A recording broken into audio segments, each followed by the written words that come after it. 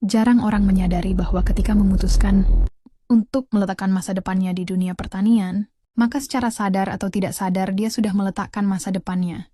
100% hanya bergantung kepada Allah Subhanahu wa Ta'ala. Kenapa bisa begitu? Menanam yang terkait dengan bumi itu sejatinya ruang milik Allah sepenuhnya. Tanaman kita hidup, panen besar, terserang hama sampai ludas, itu benar-benar urusan Allah. Karena itulah rejeki, di mana rejeki itu sepenuh-penuhnya adalah hak prerogatif Allah. Itulah landasan filsafat pertanian. Sekali memutuskan hidup dari bertani, maka tingkat kepasrahannya total dan brutal. Tugas kita adalah bekerja keras, tekun, menikmati prosesnya dengan gembira, setia, dan sabar. Tentu kerja-kerja yang kita jalankan setiap hari mesti sejalan dengan ayat-ayat Allah.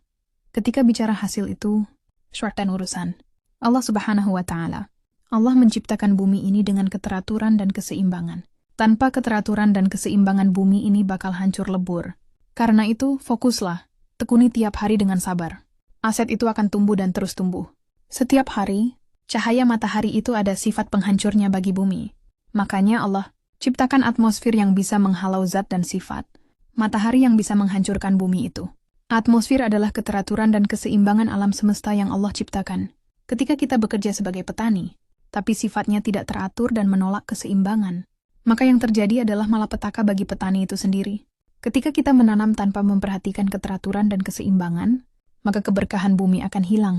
Yang terjadi adalah bencana demi bencana.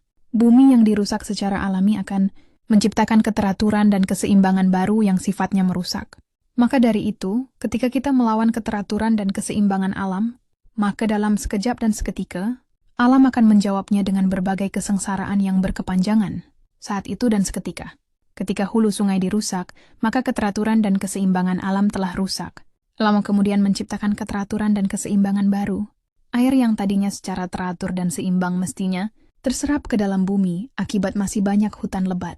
Ketika hutan itu dibabat, maka air akan mengalir ke tempat-tempat baru, di kota, di desa, di sawah-sawah dan menjadi banjir. Itulah sifat Allah dan ciptaannya. Selalu menciptakan keteraturan dan keseimbangan. Organik itu teratur dan seimbang.